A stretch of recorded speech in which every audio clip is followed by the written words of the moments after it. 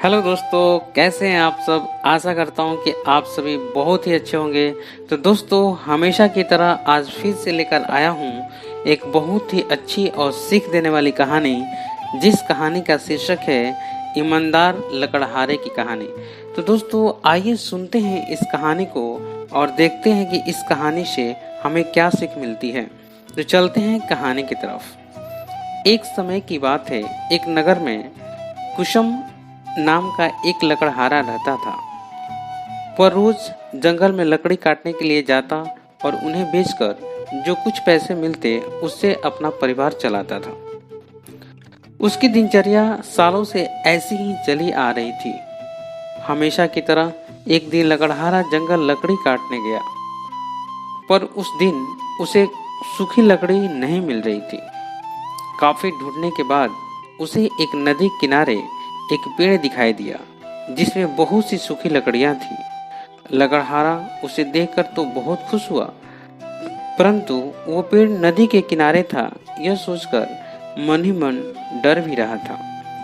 पर वो करता भी क्या, लकड़ी तो उसे चाहिए ही था। फिर उसने उस बहती नदी के बगल में लगे एक पेड़ की टहनियां को काटने के लिए उस पर चढ़ गया। उस पेड़ की लकड़ी काटते काटते उस लकड़हारे की कुल्हाड़ी नीचे गिर गई। लकड़हारा तेजी से पेड़ से उतरा और अपनी कुल्हाड़ी को ढूंढने लगा। उसे लगा था कि नदी के आसपास उसकी कुल्हाड़ी गिरी होगी और उसे ढूंढने पर मिल जाएगी, पर वास्तव में ऐसा कुछ भी नहीं हुआ था, क्योंकि उसकी कुल्हाड़ी पेड़ से सीधे नीचे नदी में जा गिरी थी, जो नदी काफी गहरी और तेज बहाव वाली थी। आधे से 1 घंटे तक लकड़हारा अपनी कुल्हाड़ी को ढूंढता रहा, लेकिन जब उसे कुल्हाड़ी नहीं मिली तो उसे लगने लगा था कि अब उसकी कुल्हाड़ी उसे कभी वापस नहीं मिलेगी। इससे वो काफी दुखी हो गया। लकड़हारे को पता था कि उसके पास इतने पैसे भी नहीं हैं कि वो नई कुल्हाड़ी खरीद सके। अब वो अपनी स्थिति पर नदी किनारे बैठे रोए जा रहा था। लकड़हारे की रोने की आवाज सुनकर वहां नदी देवता प्रकट हुए। उन्होंने लकड़हारे से पूछा, बेटा, क्या हो गया है? तुम इतना क्यों रो रहे हो? कुछ खो दिया है क्या तुमने इस नदी में? नदी के देवता की सवाल सुनते ही लकड़हारे ने उन्हें अपनी कुल्हाड़ी गिरने की कहानी सुना दी। नदी के देवता ने पूरी बात सुनते ही कुल्हाड़ी को ढूंढने में लकड़हारे की मदद करने की बात कही और वहां से चले गए। कुछ देर बाद नदी के देवता नदी से बाहर निकलकर आए और उन्होंने लकड़हारे से कहा कि मैं तुम्हारी कुल्हाड़ी लेकर आया हूँ। नदी के देवता की बातें सुनकर लकड़हारे के चेहरे पर मुस्कान आ गई। तभी लकड़हारे ने देखा कि नदी के देवता ने अपने हाथों में सुनहरी रंग की कुल्हाड़ी ले रखी है। कि मन से लकड़हारे ने कहा, यह सुनहरे रंग की कुल्हाड़ी मेरी तो बिल्कुल भी नहीं है। यह सोने की कुल्हाड़ी जरूर किसी अमीर इंसान की रही होगी।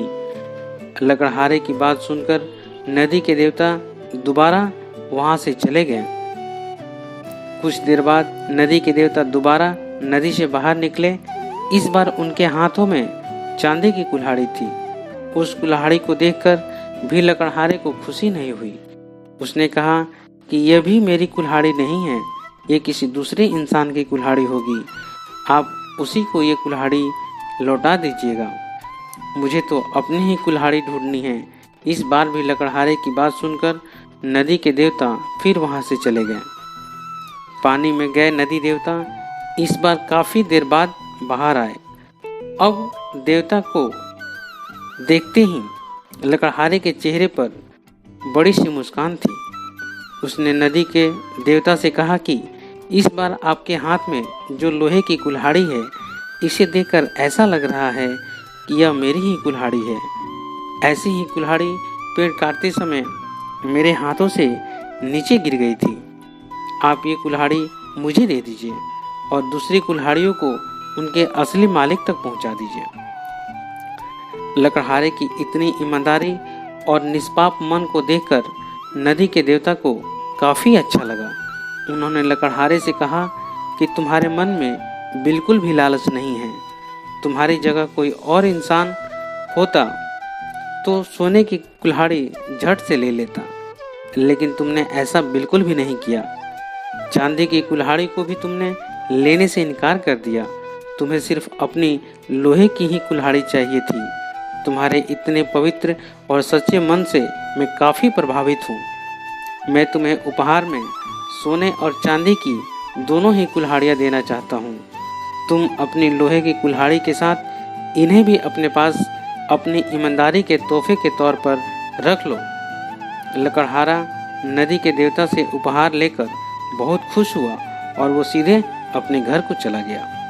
Moral of the story. दोस्तों, इस कहानी से हमें यही सीख मिलती है कि ईमानदारी से बड़ी दौलत इस दुनिया में कुछ भी नहीं है। अच्छे ईमान वाले इंसान की चारों तरफ प्रशंसा होती है, इसलिए आप भी ईमानदार बनिए। तभी तो कहा गया है, honesty is the best policy. ईमानदारी सबसे अच्छी नीति है। Thank you. तो दोस्तों, इस कहानी को सुनने के लिए बहुत बहुत धन्यवाद। दोस्तों, अगर ये कहानी आपको अच्छी लगी तो इस कहानी को आप लाइक करें, शेयर करें।